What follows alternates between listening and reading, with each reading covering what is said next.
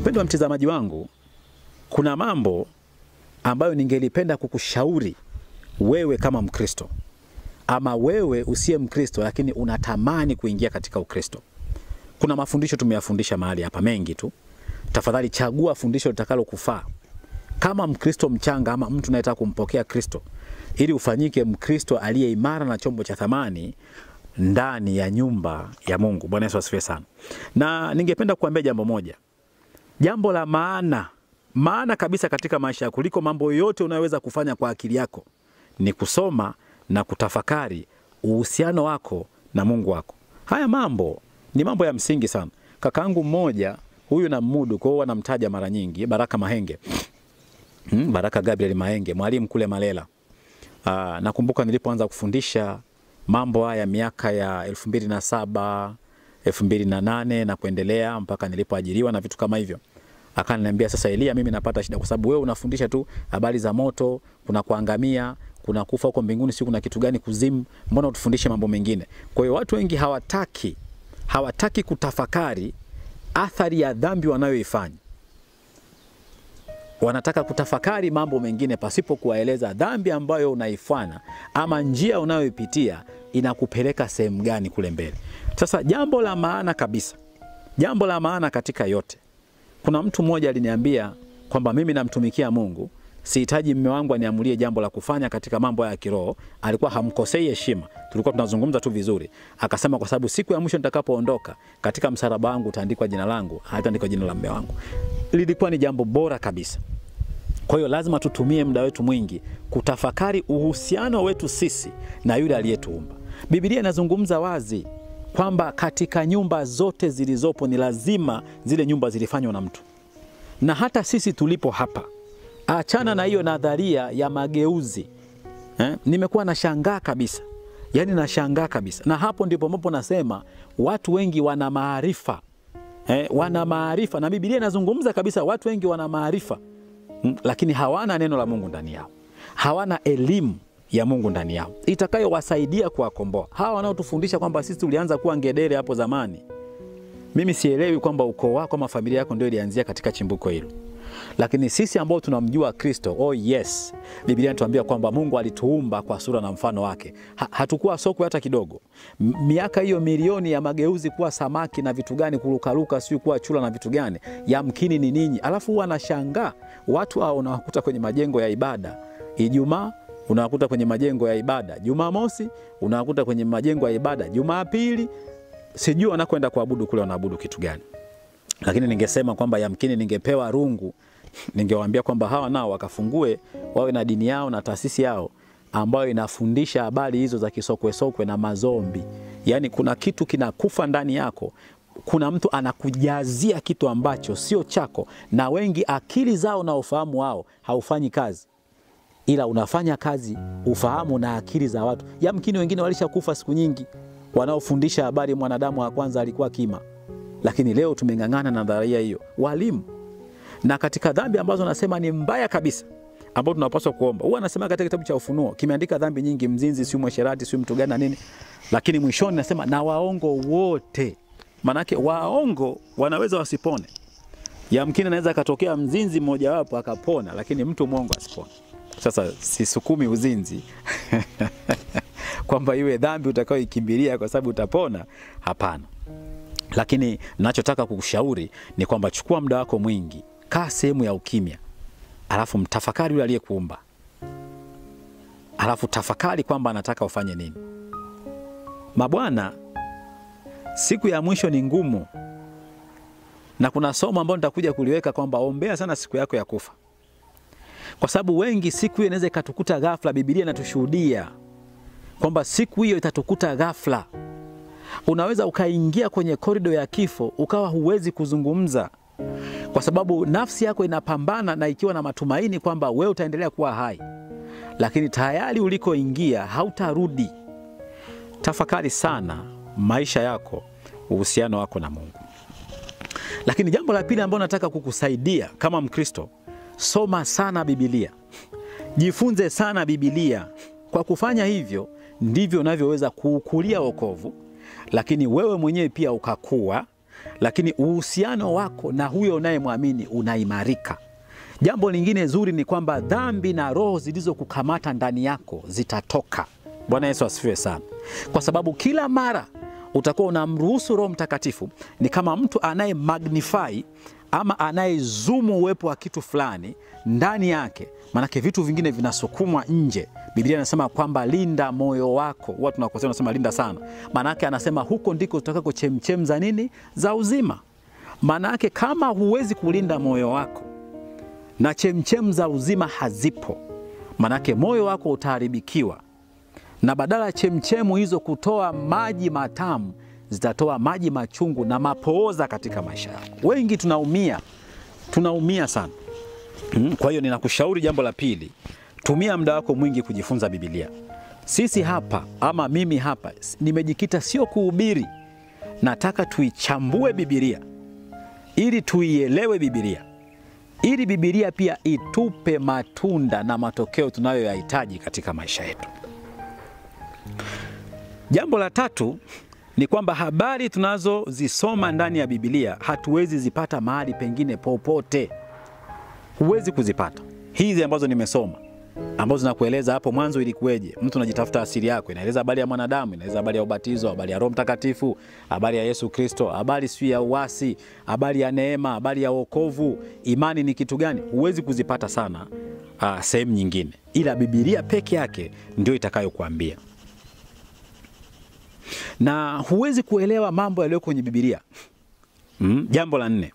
Huwezi kuelewa mambo yaliyo kwenye Biblia. Ni kama kitabu hiki nikikifunga hivi, pasipo kukifungua uanze kusoma, huwezi kujua kwamba humu ndani kuna kitu gani. Kwa hiyo ili uweze kuelewa mambo mengi ambayo yanafundishwa kwenye Biblia, ni lazima utumie muda wako mwingi kuisoma Biblia na kujifunza Biblia. Nilisema hivi, nakemea sana watumishi wengi wanaotumia yani wanajificha nyuma ya wito. Yani yeye anasema tu bwana, mimi Mungu ameniita, sikatai. Alafu anazungumza kwamba sasa huu ni wito, kwa hiyo nahubiri, sikatai. Lakini kuwa na elimu kidogo kumuhusu Mungu, hiyo theolojia, elimu inayomuhusu Mungu, sio dhambi, ili upate maarifa ya namna ya kuwasaidia watu.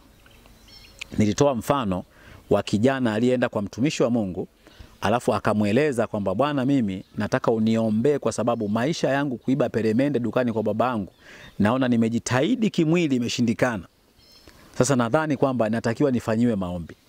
Yule mtu wa Mungu hakufikiria kumwombea, lakini alimuuliza kwamba wewe unapoingia dukani unakaa upande gani? Upande aliomuelekeza nao kaa huyo kijana ndio upande ambao box la peremende lipo.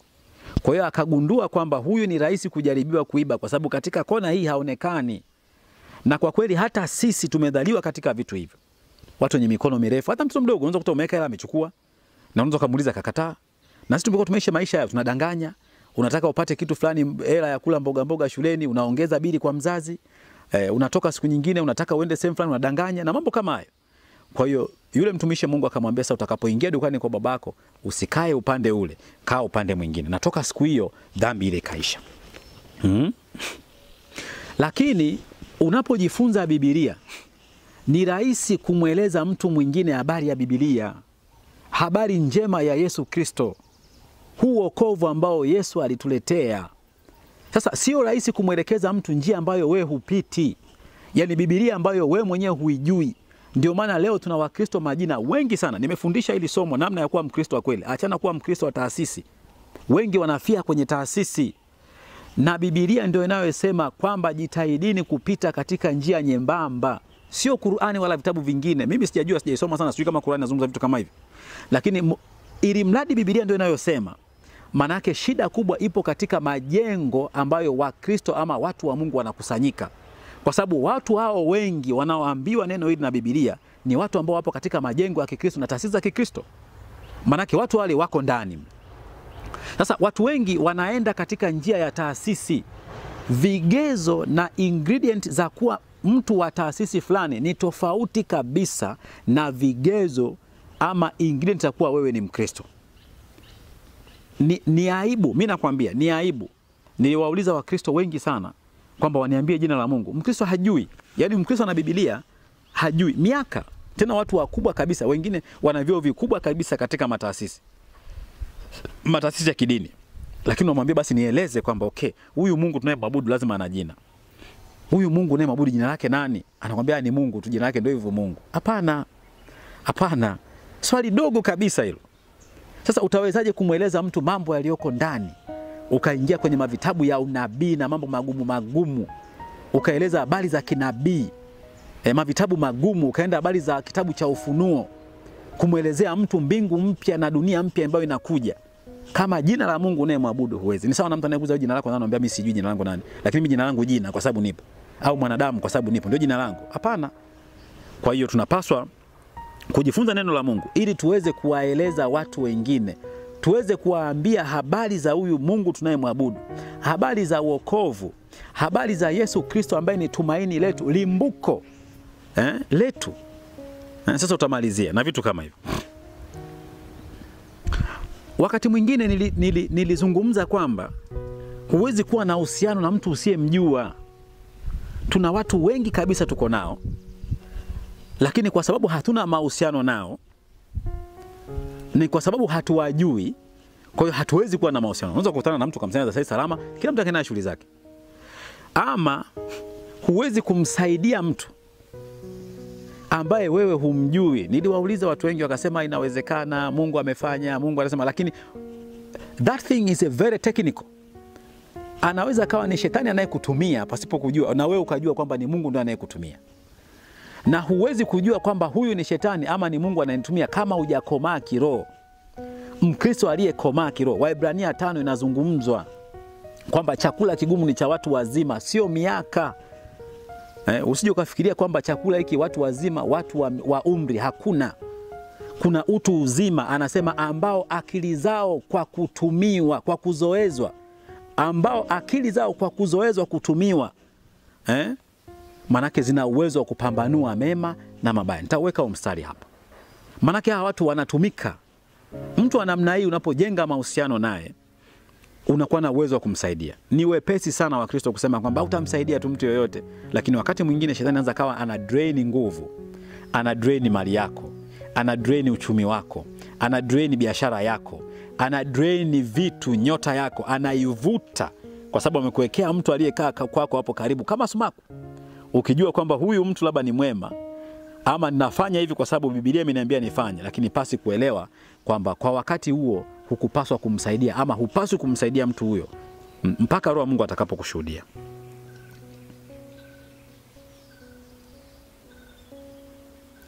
Na wakati mwingine, pointi ya 6 nimesema huwezi kuwa na uhusiano. Pointi ya 7, watu wengi wanakosea. Wanasema neno la Mungu limo katika Biblia. Tafsiri hii sio sahihi. Sio sahihi. Usije ukamweleza mtu kwamba neno la Mungu utalipata katika Biblia. Unaposema hivyo manake neno la Mungu limo katika Biblia, lakini yamo na maneno mengine. Kauli sahihi tunasema kwamba Biblia ni neno la Mungu. Biblia vile ilivyo ni neno la Mungu. Na nitakupa mfano mdogo wa kuelewa kwamba Biblia ni neno la Mungu. Na nimefundisha wakati mwingine tunasema kwamba waandishi 30 waliandika Agano la Kale na waandishi 10 waliandika Agano Jipya. Lakini kimsingi mwandishi wa Biblia ni Mungu mwenyewe. Kumbuka alivyowatoa wana wa Israeli, akamuita Musa. Neno la Mungu linasema Mungu akaandika kwa mkono wake katika zile mbao mbili. Kwamba Mungu anaandika neno lake. Biblia inasema kwamba unabii haukuja kwa matakwa ya mtu. Hakuna mtu aliyeandika neno la Mungu kwa matakwa yake. Lakini yote yalikuja kwa sababu Mungu alitaka yawe hivyo. Tuchukue mfano wa babu na mjukuu wake. Babu hawezi kuandika, labda kwa sababu ya umri, macho yake yameshafifia na vitu kama hivi. Alafu anamuita mjukuu wake kwamba mjukuu, naomba niandikie barua hii kwa rafiki yangu mpendwa. Rafiki yake anaitwa nani? Elisha. Kwa hiyo babu anaanza kusema, bwana andika address hapo nini?